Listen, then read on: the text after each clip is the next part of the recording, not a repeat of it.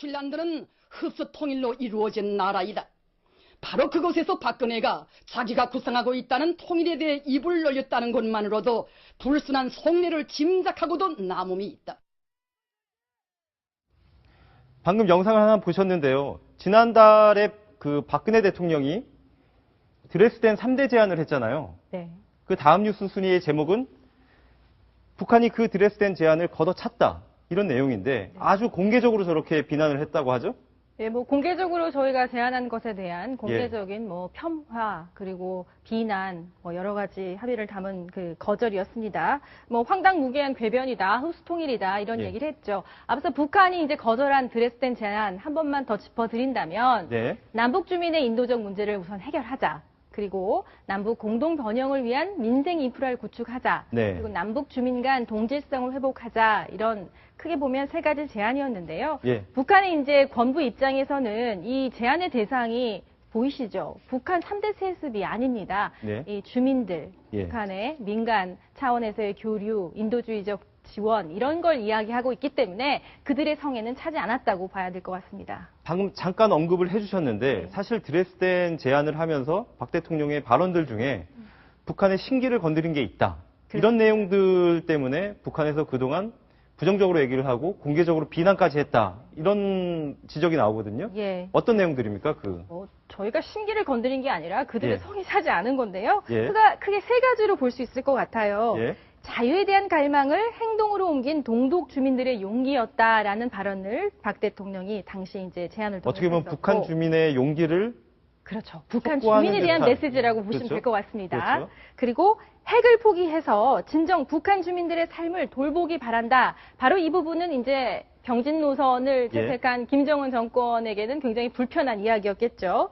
그리고 경제난 속에 부모를 잃은 아이들은 거리에 방치되어 있었고 추위 속에서 배고픔을 견뎌내고 있었습니다. 이 말 틀린 것 없습니다. 그런데요, 김정은이 꽃제비, 일명 꽃제비라고 하죠. 이 거리를 헤매는 북한의 고아들, 이 문제에 대해서 굉장히 신경을 많이 쓴다고 해요. 국제사회의 시선을 굉장히 의식하고, 그래서 지난해에 라오스에서 9명이 이제 강제 북송됐던 그것도 김정은이 일거수일투족을 다 챙기면서 강제로 데려왔다는 그런 이야기까지 전해지고 있습니다. 지금 드레스덴 연설문 안에도 저 꽃제비의 묘사가 되어 있지 않습니까? 그리고 이제 김정은이 뭐 이렇게 보육시설을 이렇게 자주 방문을 하면서 아이들을 아주 잘 돌보는 젊은 아빠, 아주 따뜻한 그 젊은 지도자 이미지를 지금 부각시키고 있잖아요. 그거하고는 굉장히 상반된 연설문이기 때문에 또 굉장히 민감하게 반응하고 있다고 보시면 될 것 같고요. 그런데 뭐 현실로는 뭐 얼마 전에 그 국제 식량 기구에서도 이야기했듯이 지금 산모와 유아를 돌보고자 만든 국제기구에서 만든 그 영양 과자 공장들도 속속 문을 닫고 있을 만큼 국제사회의 어떤 제재 움직임이나 북한의 식량 사정이 굉장히 어렵다고 합니다. 어쨌든 북한이 드레스덴 구상을 공개적으로 비난을 하면서 남북관계 개선이 쉽지 않을 것 같습니다. 어떻게 보십니까? 저는 이렇게 봐요. 그러니까 이 북한 문제라는 것 자체를 어떻게 딱 한 방향으로 정할 수가 없는 게 뭐 정치도 뭐 이렇게 생물이라고 하지만 대북 관계도 생물이라고 생각을 하고요. 향후 이 북한의 일정을 좀 봐야 될 것 같습니다. 지금 이제 북한 입장에서 보면 이달 18일 날 한미 그 군사훈련이 끝나거든요.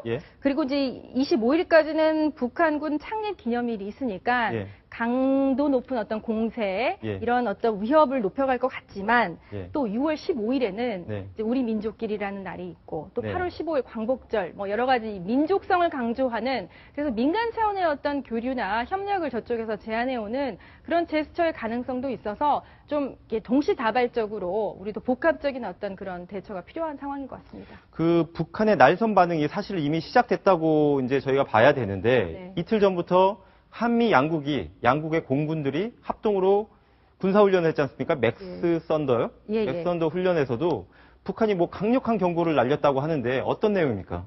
네. 일단은 이 맥스 선더 훈련에 대해서 남조선 상공을 뒤엎을 100여 대의 비행기들이 어느 순간에 우리 공화국을 향해서 기습적인 공격을 가한다. 핵폭탄을 떨구고 핵미사일을 미친 듯이 쏘아댈지 누구도 장담할 수 없다라면서 이제 공세적인 이 표현을 계속 쓰고 있습니다.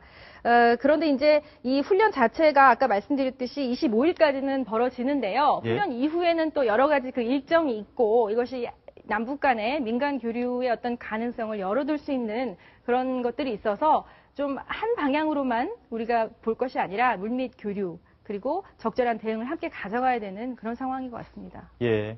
사실은 북한이 핵실험을 하기 전에 계속 대남 비방전을 이렇게 쏟고 있잖아요. 예. 사실 요번에 그 맥스 썬더 훈련 앞서 이렇게 날린 강력한 경고, 그것도 사실 그런 거에 대한 명분 쌓기용 아닌가, 이런 관측도 걱정되시죠? 있습니다. 걱정하실만 합니다. 예. 왜냐하면 이제 4차 핵실험 가능성까지 저쪽에서 외무성 성명을 통해서 이야기한 마당이고 2006년, 2009년, 2013년 1차, 2차, 3차 핵실험 때마다 그들이 이제 명분 쌓기용 어떤 대남 공세 그리고 어떤 그 수사적인 표현, 위협을 많이 해오긴 했어요.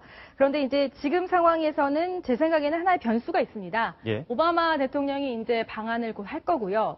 그리고 그로부터 한두 달 후에 시진핑 중국 국가주석의 방한도 예정이 돼 있어서 지금 이야기가 나오고 있는 상황이어서 북중 간의 어떤 물밑에서의 대화가 어떻게 진행되는지에 따라서 그리고 4차 핵실험이 거기에 따라서 될지 안 될지에 따라서 이 한반도 정세도 좀 좌지우지 될 거라는 그런 생각도 해봅니다.